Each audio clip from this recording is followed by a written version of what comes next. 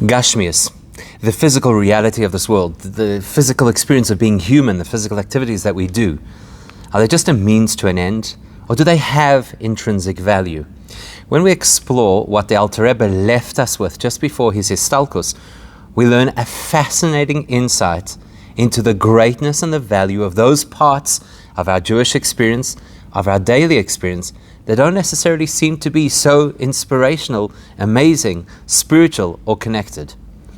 So we know this because Yeshnam Beis in Yonei Torah Shegiyu Li'adeinu, there are two elements of the Alter Rebbe's Torah that we have access to. She'yadu lanu, shekosav Rabbeinu Hazaken Korev Lizman Histalkusai, both of which the Alter Rebbe wrote very close to when he was going to pass away. One is Aleph Igeres HaKodesh, Dibur HaMasrel Iu V'Chayoy Chad, the 20th section of Igeres HaKodesh, which speaks about the greatness of mitzvahs, as we'll see. And the second is Reshimas Nefesh HaShveila, a short paragraph, almost miniature essay on the so-called lowly soul. And that's one we're going to actually read in detail. This is how the Alter Rebbe writes it. It's not necessarily a style that we're so familiar with. Nefesh HaShveila Be'emes La'amitoy, the soul that is truly lowly, B'shorsha, if you go back to the root of what the soul's purpose is all about, Avedosa Hitera Gashmis. Its way, that soul's way of serving Hashem, is through an experience of Torah that is very physically oriented. Bein La, both in terms of its own experience, or Bein, and one other version of the Reshima says, Lehavin La'acherim, how you relate to others, or how you understand, or teach others to be able to understand. Or Bein Gemilas Chsadim Gashmiim, and one of the primary areas of focus of this lowly soul is by showing goodness and kindness to other people in physical ways, Al Yedei Kiruv Hadas, by bringing people to a sense of shared thoughts and closeness of mind, Veitzes Mirachik, and all kinds of creative ways, B'chol Inyan B'nei Beisai, with all different elements that relate to the person's own experience, own family, own household, and how to relate to other people. Af ki rubam ki chulam em divrei sheker. Even though much of that kindness, the majority of that kindness, the majority of that goodness is not absolutely honest, not absolutely true. Because, as we'll see, things that are absolutely true have to be according to the very clear standards of Torah. But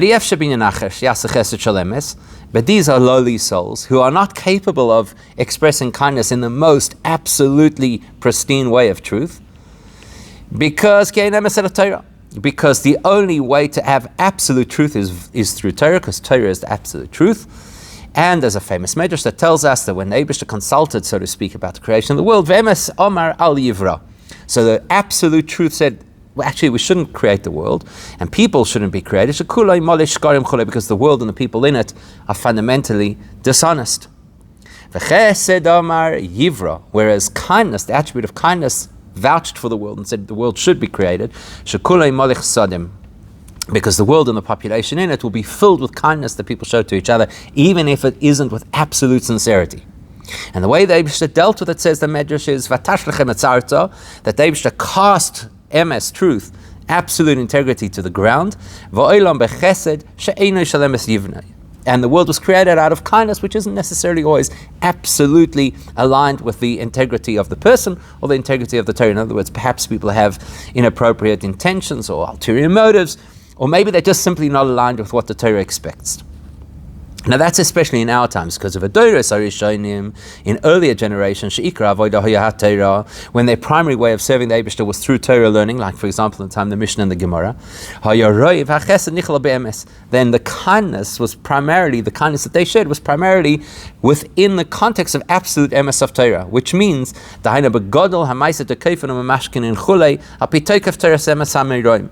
where you see that the kindness that they showed to others didn't always appear to be kindness, forcing people and even taking their items as security against the tzedakah that they had to give. So how do you get the chesed? With a little bit of force.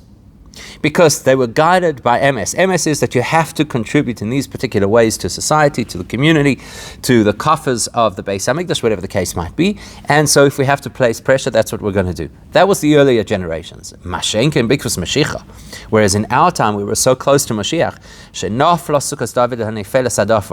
where the Sukkos David, the great encompassing spirituality of the Jewish people, has collapsed all the way to the ground. And therefore our primary way of serving the Eibishter is primarily through action. And therefore, the way that we serve Hashem primarily today is using the heels, which is effectively a representation of action. Without the guidance and insight and integrity that you find in the truth of Torah as displayed in the Mishnah and Brises, Shein Gadfren v'Yarchen, which are more elevated and sophisticated parts of the spiritual anatomy, like the wings or like even the legs of the spiritual anatomy. We're at the heels. Azai, the reality of our time is primarily, most of the kindness that we share today is not guided by the pristine value system and absolute truth of Torah. Begodol ha'maaseh, with the higher, so to speak, standard of actions. Rather, the behavior that we do is close to what we understand, what we appreciate, which is quite distant from what absolute truth appreciates. Because we are, so to speak, doing the lowest or last of actions, which, by the way, link in to the highest and original thoughts, because we have the principle in Sefer Yetzirah that the very last and the very highest, or the very first and the very lowest, are all connected together. And even if we only have one way to serve Hashem, and it's quite a lowly way, which is to go about doing kindness, even if we are not as deeply entrenched in truth as we would like to be, then the comfort that a person can take is to accept with absolute love that this is what the Eibishter wants from me. So maybe I'm not at the level of the great Tanoim Amoraim who were guided by and lived the principles of MS of Torah. I just do goodness because it makes me feel good, or because I hope it will make somebody else feel good. So, accept that with love. Or a person could be very introspective about it and think about their actions and be very analytical of their actions, and then do tshuva, and the Eibishter hopefully will open up a path. Okay, so the language of this Rishimas Nefesh HaShvela is not language that we're used to, but the Nakuda is we live in a generation where we don't have the kind of integrity and the absolute value system of Torah in its truest form. But we are primarily expected to go out there and do good things for other people and share kindness with other people, even if it's not with the fullest integrity.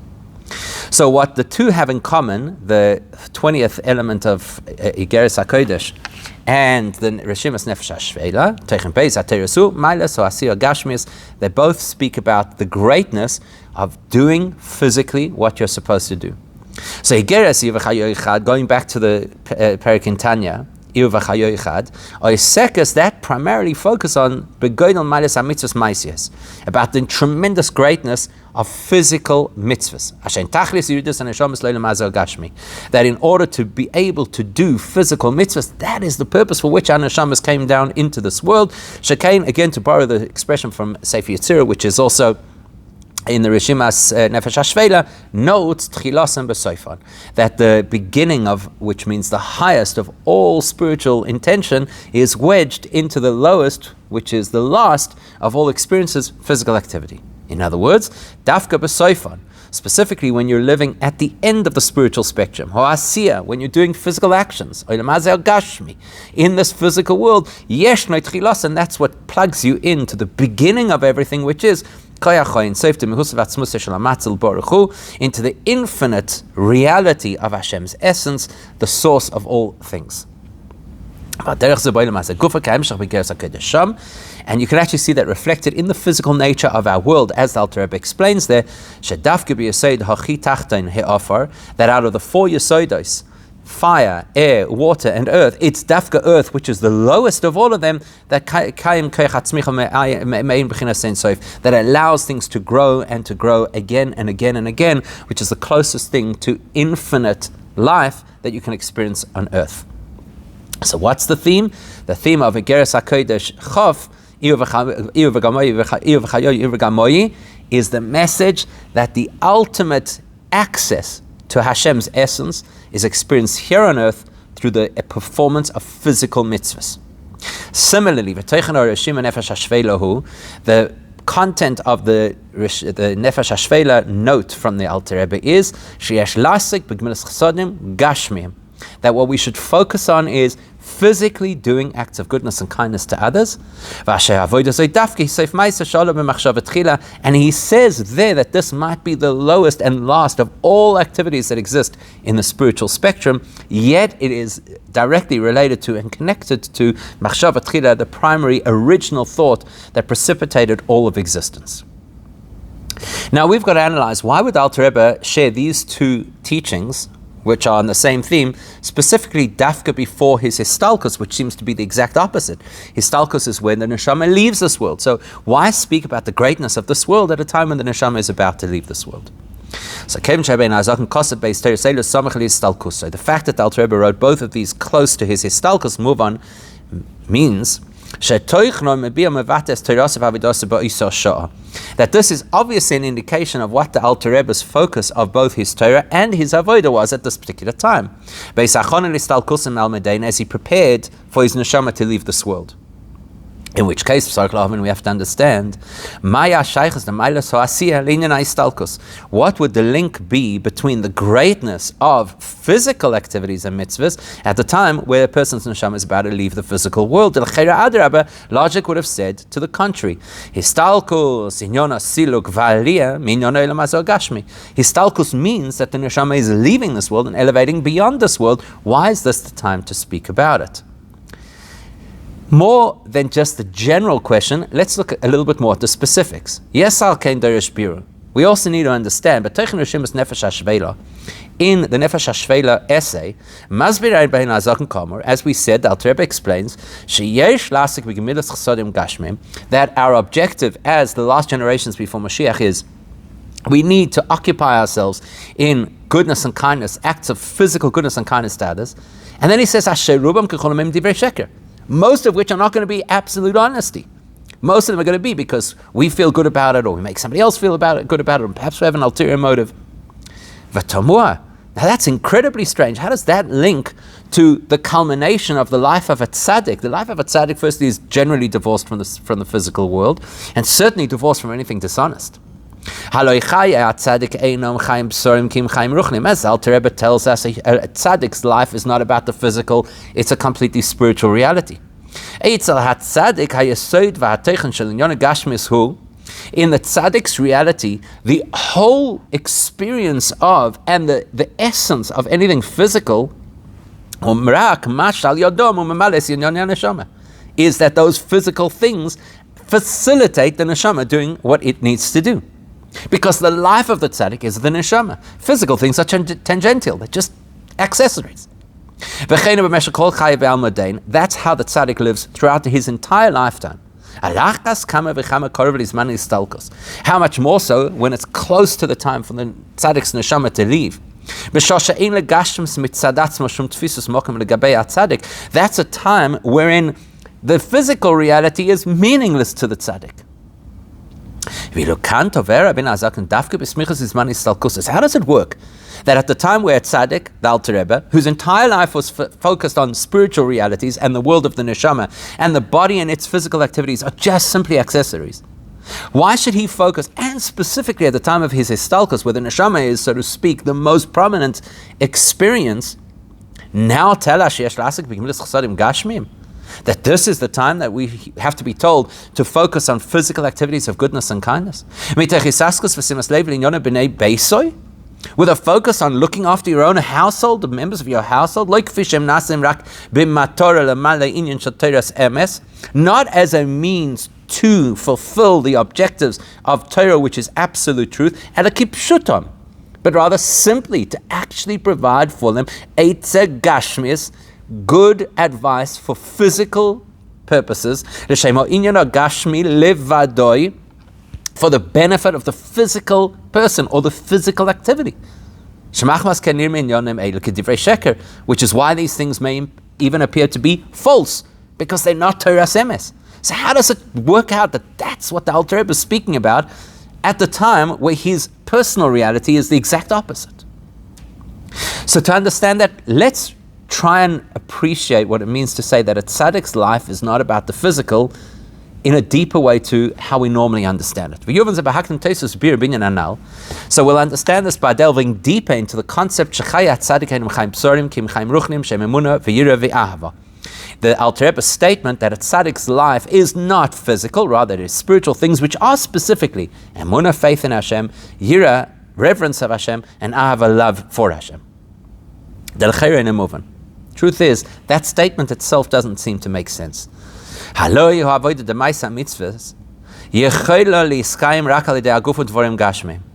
Practically, in order to do mitzvahs, you need a physical body and you need physical actions. To the extent that we're told that the primary focus of being Jewish is not what we learn in concept, but what we practice. If that's true, so then how do we suggest that the tzaddik's life is a spiritual life comprised of emunah and yira and ava? How does that even work? The whole purpose of being Jewish is to do mitzvahs. So how do you ever suggest that a tzaddik's life is all about spiritual things?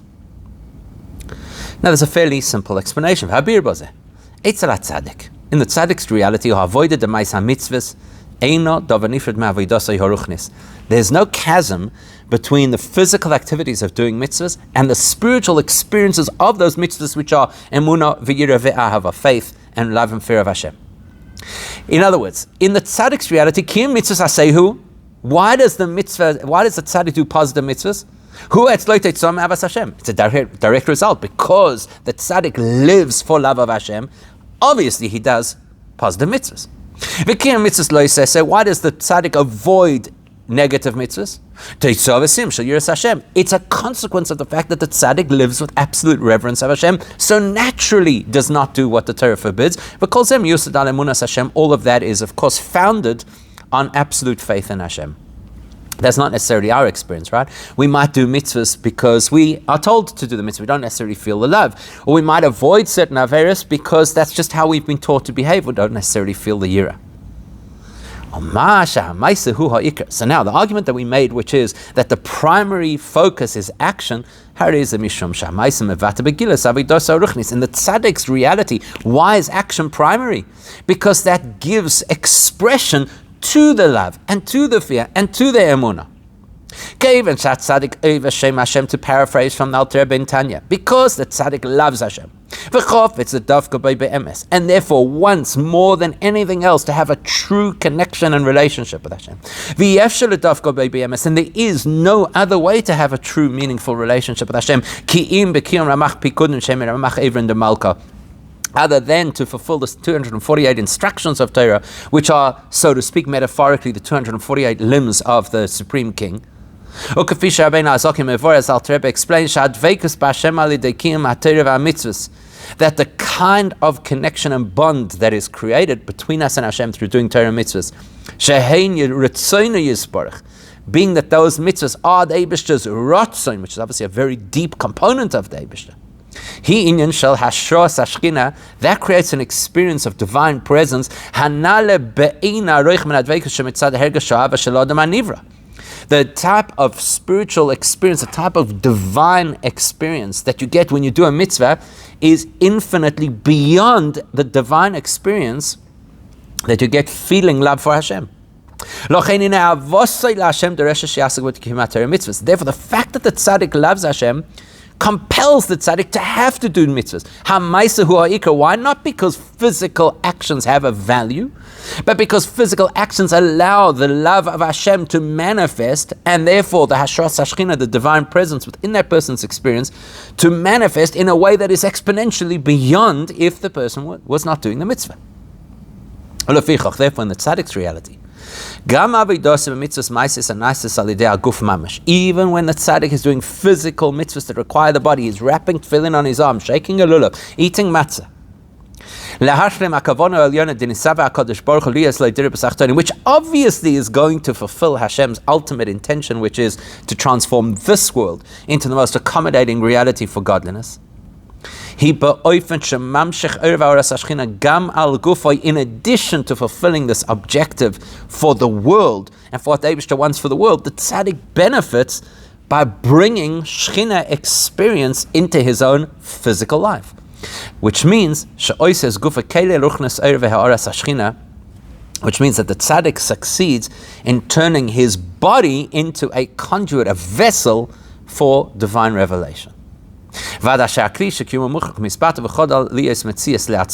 the tzaddik's experience, the body ceases to be a body, it ceases to be an independent entity, and it becomes nothing other than a pipeline for godliness into his experience and into the world. So Chayei HaTzadik Einam Chaim Besorim means that tzaddik understands that the physical things of this world allow expression for love and fear of Hashem, which in turn allows divine representation, a divine experience in the tzaddik's life. Therefore, the Maisa is valuable. In other words, the Maisa, the physical things in the tzaddik's reality, don't have a value in and of themselves. They create a value. They create a value of being able to connect to Hashem. That's before you learn Igeres HaKodesh Chof. So the Alter Rebbe adds to that in this very important piece of Tanya, that in practical observance of mitzvahs, the actual physical mitzvahs themselves have an added tremendous advantage. What is the incredible advantage of positive mitzvahs? Not only because they facilitate connection between the person who does the mitzvah and Hashem, but rather but it's because physical items contain within them Ein Sof, Hashem's infinite reality. And you can only access that in Gashmis. In other words, Gashmis is not just a means to an end to facilitate a connection between the person and Hashem's infinite self, but the Gashmis has within it Oir Ein Sof. In other words, Inyan Zeh, what Alter Rebbe is saying in Igeres Iyu V'Chayoi is not just that through using the physical item to do a mitzvah, so you use this matzah to fulfill the mitzvah, and not just the person who's fulfilling the mitzvah now becomes a conduit, nasa keli l'ruchnis v'ashoras hashchina. Now that person gets upgraded, now that item gets upgraded to become a facilitator for a mitzvah. No, says Alter Rebbe, it's deeper than that. Alter Rebbe.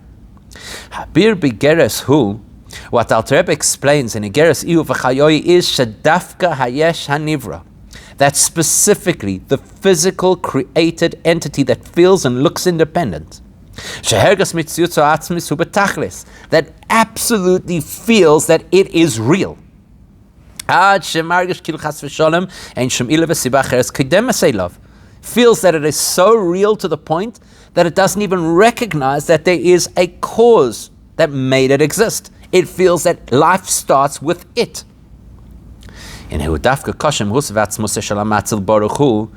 dafka those physical, independent looking items that are connected to Hashem's essence,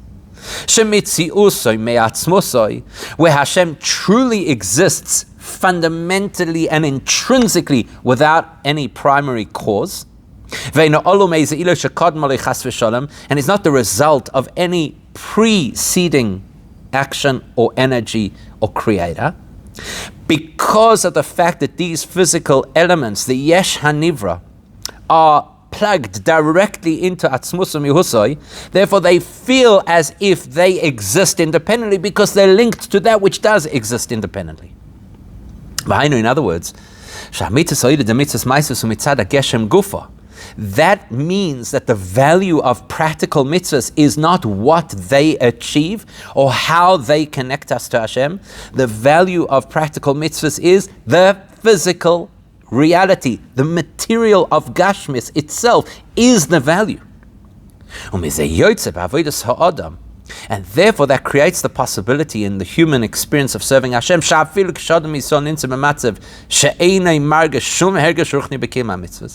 even if a person is in a lowly spiritual state where they are completely unaware of any meaningful spiritual connection through the performance of mitzvahs, where the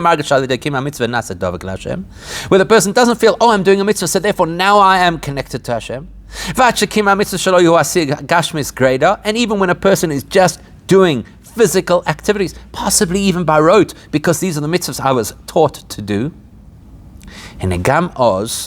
This is the chiddush of what Alter Rebbe is teaching us. Even then, in those so-called sheker, false mitzvahs, where the person just going through the actions, with a simple action that is not imbued with deep spiritual meaning, that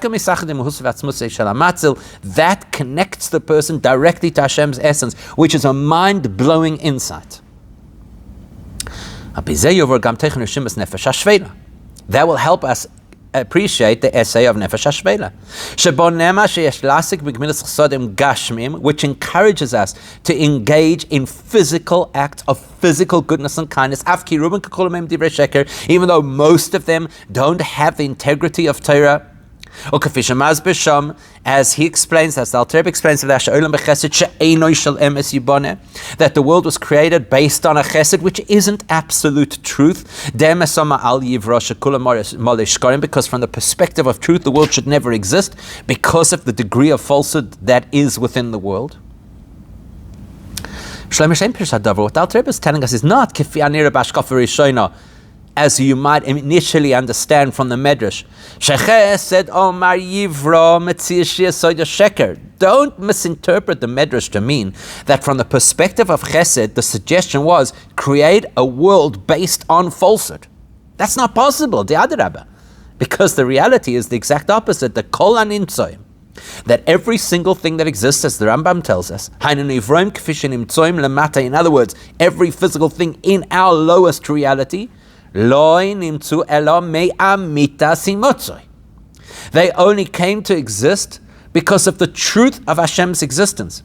So therefore, to suggest that the Midrash wants us to believe that Chesed is arguing that we should create a world of falsehood is impossible, because everything only exists because of Hashem's truth, as the Rambam tells us. So what does it mean that Chesed said create the world when Emes did not? Well, it depends what level of Emes you're dealing with. And the explanation is Mashe Emes Omar Al Yivra, the statement that the Medrash attributes to truth, not to create the world, for fear of the lack of integrity and the dishonesty of people's behavior. That is looking at the world from the perspective of what is called the midah, the trait of Emes. That's a particular kind of Emes.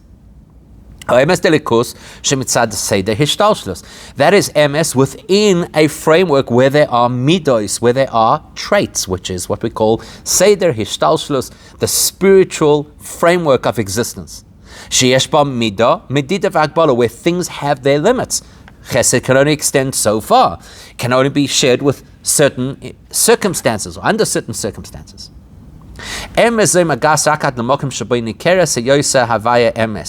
So this midas ha'emes can only extend itself to the point where it could be aware of the fact that Hashem is emes. Because our world is a world which is created to be a world of falsehood, which means it's a world where you don't naturally recognize and identify Hashem's truth. So the world of an emes that has to accommodate, has to see that Hashem needs to be acknowledged, that you have to be able to acknowledge Hashem's truth.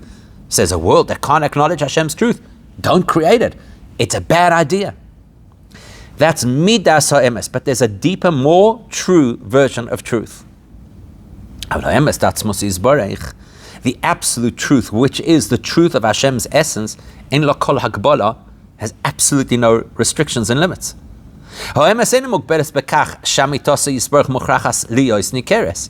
The truth of Hashem's essence is not only true if you recognize it to be true. Meaning, Hashem is true even if nobody sees it. And if meaning even in a place of complete blindness, spiritual blindness, to the point that the blurring of holiness is so intense that things look to be false. And therefore, the only way that you can justify in rational terms that this world should exist is with a lot of kindness, overlooking the lack of honesty. If you dig deeper and you get the real truth and the real inside story, Even that world only exists. Only exists as a direct consequence and result of Hashem's absolute truth.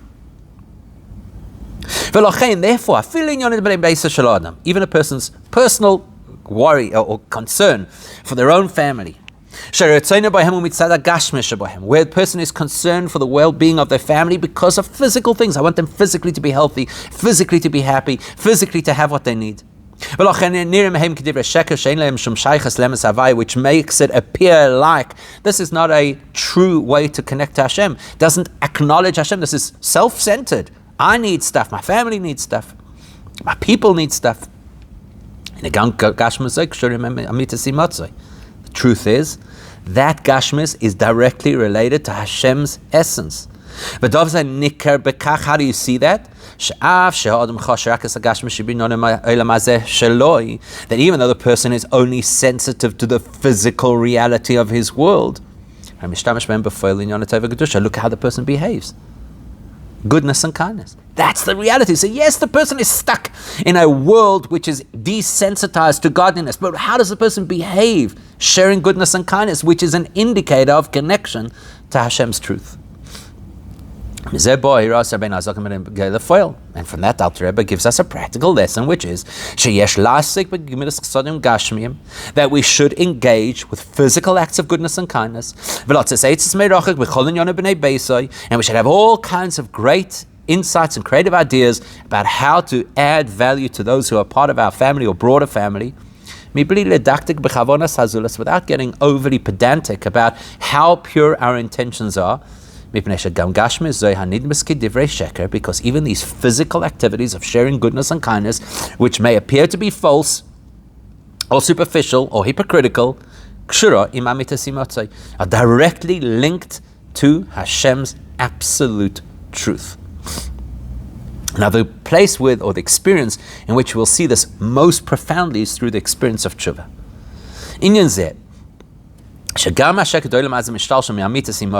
This principle that even the things of our world that appear to be void of spiritual value and appear to be hypocritical and dishonest actually come from Hashem's truth and Hashem's essence, is most noticeable through the process of teshuvah.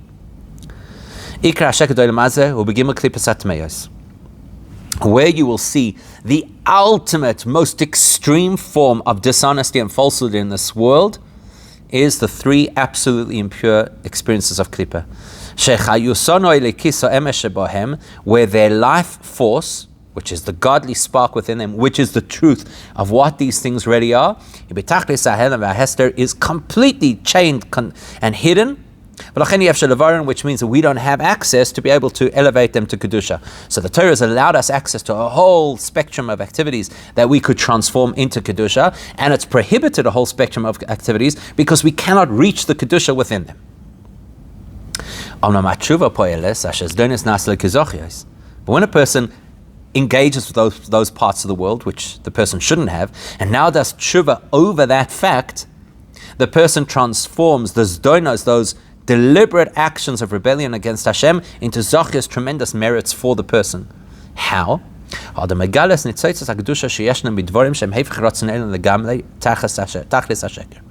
Because by doing tshuva, the person actually now exposes that the real truth of these physical elements that are prohibited by Judaism is that there is a spark of godliness in them. And tshuva extracts out that spark of godliness, and then behavior that previously was outright rebellion against Hashem now counts as credits for the person's spiritual growth. Needless to say, this is achieved not through superficial tshuva, but through very deep tshuva that links the person back to Hashem's essence. Through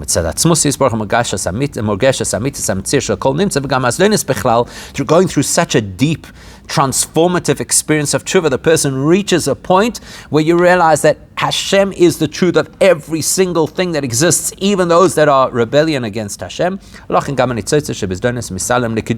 which allows the sparks of holiness that were trapped inside those klippas to be elevated. And by the way, you can see that also in the person, the Baal Tshuva, and their personal transformation. What we observe of the person is because of their terrible behavior, they are so disconnected from Hashem. We know that the truth is that even while doing this horrible Aveira, the person is completely connected to Hashem. And we can't see that in that moment, but we will see it at the time where the person does tshuva and reconnects to Hashem.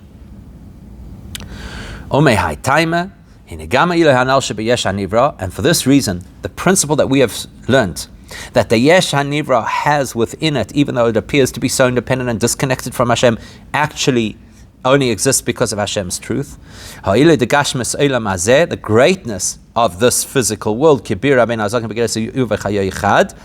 which is what the Alter Rebbe explains in Igeres Chof. That is something that you primarily experience as a Baal Tshuva. So what's the message?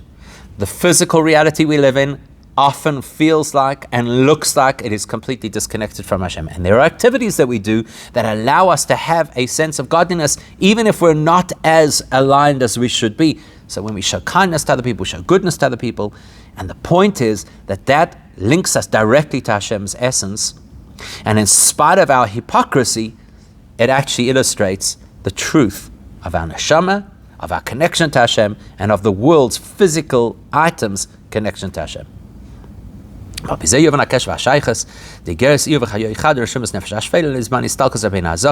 we can go back to our big question, which is why was the Alter Rebbe speaking about these topics just before passing away?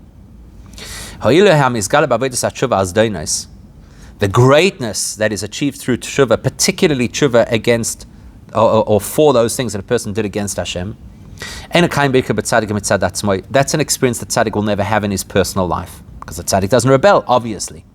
Doesn't do Averis, obviously. But when a tzaddik is able to bring somebody else to do tshuva, then the tzaddik benefits and the tzaddik gains the value of a Baal Tshuva, because the tzaddik was the cause of that person doing tshuva. In the tzaddik experience, the value of tshuva is something that tzaddik only experiences just before passing away. Why then? Because at that point, because at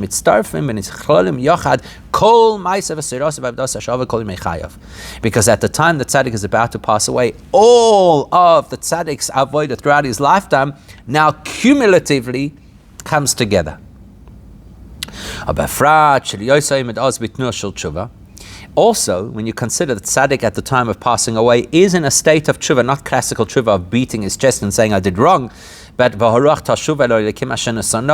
ultimate kind of tshuva, which is the neshama returning to Hashem. In a very powerful way. Therefore, when the tzaddik is in this state, this movement of spiritual tshuva, neshama returning to Hashem, especially if that tzaddik was so engaged with encouraging others to do tshuva, then you see in the tzaddik, the tzaddik at that time experiences the value of teshuva, and therefore that's what the Alter Rebbe is talking about. The value of the physical world being returned to a connection to Hashem. But very specifically in the case of the Alter Rebbe, we know that the Alter Rebbe told the Mittler Rebbe that his great innovation over the teachings of his teacher, the Magid of Mezrich, was that he dedicated himself with absolute sacrifice to making Balei Tshuva, as the Frierdiker Rebbe very famously tells in the Sicha with the Mittler Rebbe and his dream, etc. Therefore, specifically when it's close to the Alter Rebbe's passing, where all of his activities throughout his lifetime now come to a climax, and they're so to speak revealed, and he's in a state of personal tshuva, the neshama returning. What does Alter Rebbe speak about then? The value of the physical world. And why we should engage with physical acts of goodness and kindness. Because within that you find Hashem's essence, like the Baal Tshuva within his doinus. When he does tshuva, actually discovers that the essence of everything, even the worst things on earth, is Hashem's essence. Chav Dalet Teves always coincides with the week of Shabbos Vorchim Shvat, or take it from Motzei Shabbos Kodesh Zeh Kikvir Shana Zoi. Sometimes it's Motzei Shabbos of Shabbos Vorchim Shvat, as it was when Alter Rebbe was Nistalek. And of course, on Yud Shvat you have the Frierdiker Rebbe's Yortzat too. You'll see the same theme in the Torah that the Frierdiker Rebbe left for his Histalkus. In the famous Bossi Legani, it's the same theme. Why? Because Psichas HaMaimer Hibozeh, the whole beginning and introduction of the Maimer, which sets the tone for the Maimer, is that our world is not a jungle that is devoid of godliness, but rather it is the Eibishter's precious garden. Because originally the most important part of Shechina was in this world. A garden is not a place of residence. It's not a place of utilitarian purpose. It's a place of pleasure. Because where's the Eibishter's pleasure in this world? Because the Eibishter's ultimate desire was that there should be a place that accommodates him in our world. Which illustrates that the ultimate pleasure and ultimate desire of Hashem's essence is the lowest physical reality, which is expressed through our avodah in this lowest of all low worlds that could exist.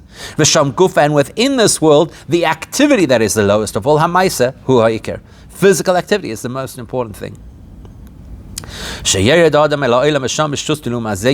That a human should enter this world, and there in the thick of this world, with all of its falsehood and with all of its nonsense, should affect through us invoking the so-called folly or craziness of believing that you could be completely connected to the Eibishter in a way that doesn't have to conform to physical or logical constraints. That we should take the falsehood of this world and transform it into the exoskeleton, the structure of the Mishkan. Hafichas HaSheker lekeresh, as the word sheker is transformed into the word keresh, a beam of the Mishkan.